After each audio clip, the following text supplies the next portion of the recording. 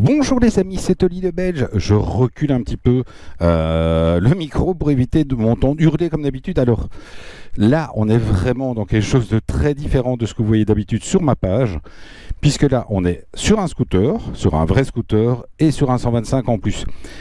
Voilà, comme je sais que les scooters représentent quand même pratiquement la moitié des grosses vidéos qui tournent sur ma page, je me dis il faut quand même que je continue à en faire. Et là on est face à quelque chose d'assez spectaculaire. C'est pour ça que je vais surtout vous faire une embarquée, puisqu'on va vraiment partir de mon boulot et puis on va rentrer vers la maison. Parce qu'on est face à un petit 125 plutôt léger. 12 chevaux en puissance, donc c'est pas un avion de chasse, mais ça va plutôt bien. Et ce qu'il y a surtout, c'est au niveau de l'équipement, on est quand même sur quelque chose d'assez sympathique. Bon, alors tant qu'on n'est pas encore monté dessus, avec la clé en poche, on se fait le petit, évidemment, la petite ouverture du coffre. Bon, le coffre est de bonne taille, c'est-à-dire qu'on y met à l'aise un sac. Là j'ai un petit peu de matos GoPro, etc. C'est pas immense, mais on peut y rentrer un casque. C'est plutôt confortable et il vaut mieux, puisqu'évidemment, comme souvent sur les scooters de petites roues, vous n'avez pas sur les scooters avec petits trous, donc ça c'est quand pour vous prévenir, vous avez oublié de le fermer. La suspension est quand même assez sèche. Ça tient bien la route, mais la suspension est sèche. Et comme évidemment vous avez tendance à rouler les pieds en avant, vous ramassez tout dans le dos. Bon, allez, on a assez discuté. Un petit cut, et puis on est parti pour faire la traversée de Waterloo. Allez, à tout de suite les amis. Voilà, étape 2, donc hop, on monte, on fait tourner la petite clé, et donc vous voyez donc ce tableau de bord assez simple, mais qui quand même comprend toutes les informations importantes. Voilà, là je viens de descendre de la grande béquille, et donc voilà, là le moteur tourne. Il faut être assez vif parce qu'on l'entend vraiment pas. Donc voilà, je vous ai dit, information principale, donc 2 tripes, la batterie, le TCS, oui, il y a un anti-patinage dessus, on ne rigole pas. Et le trip, donc la moto, l'odomètre à 357 km. Donc, c'est parti. On y va. Oui, je vous ai dit, c'est pas... Alors, le rayon de braquage est spectaculaire. On tourne vraiment dans un mouchoir de poche, quoi. C'est complètement fou. Le freinage est top également. On profite d'un ABS d'origine qui est plutôt bien taré. Donc vous voyez là, je viens de descendre une petite bordure.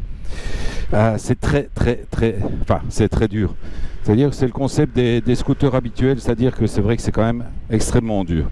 Alors évidemment, gros avantage, c'est que ça se faufile partout. C'est vraiment... Alors on va voir, je ne sais pas s'il est déjà assez chaud, mais donc effectivement, on ne rit pas, il y a un start and stop dessus pour évidemment encore diminuer la consommation, mais il faut qu'il soit chaud. Là il n'est pas encore assez chaud, donc je vous le ferai tout à l'heure. Donc vous pouvez couper le start and stop, vous n'êtes pas obligé de le garder tout le temps. La première fois ça surprend toujours, parce que lorsque vous roulez et que le moteur s'éteint, c'est comme sur les bagnoles. Vous avez quand même ce sentiment, vous dites qu'est-ce que j'ai fait, j'ai calé, qu'est-ce qui s'est passé, et en fait c'est vraiment ce start and stop qui coupe le moteur, ce qui est assez normal. Donc évidemment, le terrain de jeu, bien entendu, de ce scooter, c'est la ville, puisque il est extrêmement fin. Vous pouvez remonter les fils sans aucun problème. En plus, quand on a la chance, comme ici, d'avoir cet Audi qui nous laisse passer, c'est bien sympathique de sa part. Voilà.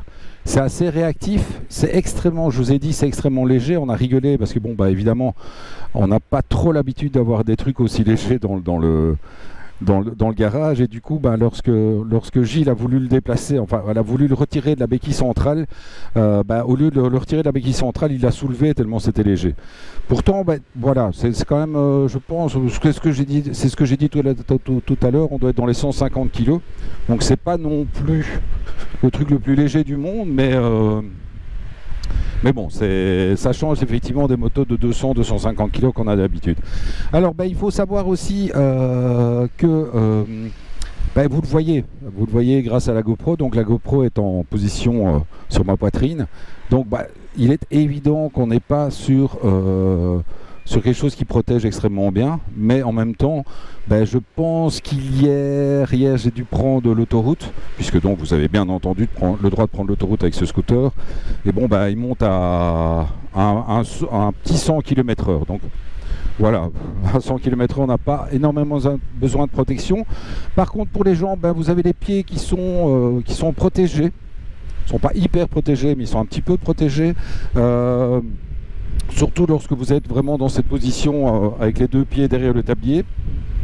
À côté de ça, je sais par expérience qu'en fait, que lorsque les pieds sont derrière le tablier et en position avant, ben, quand ils flottent très très fort, ben, on a quand même l'eau qui remonte le long des bottes et qui a tendance à remonter dans le pantalon. Bon, ici, évidemment, sur un scooter comme celui-là, on ne sait pas non plus arriver à des vitesses, comme j'ai dit, de fou, donc bah, ça risque pas grand chose, quoi. Hein.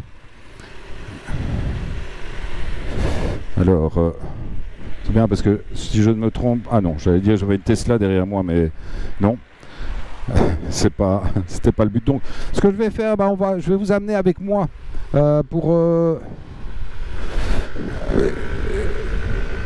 quand même prendre le ring pour pouvoir voir l'accélération du scooter. Je vous dis, clairement en ville c'est un plaisir, d'autant plus que voilà. Dans ce petit côté bleu mat, on a quand même, on voit effectivement l'affiliation qu'on peut retrouver avec le T-Max, avec l'X-Max, etc. Parce que bah voilà, il y a c'est une très belle couleur. Donc Yamaha a réussi à faire un scooter qui ne fait pas entrée de gamme. Alors je vais essayer de pas me retrouver avec le micro trop près de ma bouche, parce que sinon je sais que quand je crie ça a tendance à distorsionner, ce qui est normal. Je suis pas censé crier, donc là vous voyez on arrive tranquille, hop. Donc la tenue de route est quand même pour on va dire un scooter petit trou très sympa. Il n'y a pas le côté châssis chewing-gum qu'on peut retrouver sur certains scooters à fond plat. Bon, évidemment, du coup, il n'y a pas de fond plat. Donc il y a vraiment le petit concept d'avoir le châssis central. Donc le scooter est beaucoup plus rigide. Bon, on va pas lui demander non plus de prendre des angles de fou, mais clairement, il tient bien la route. Et c'est plutôt très agréable, quoi.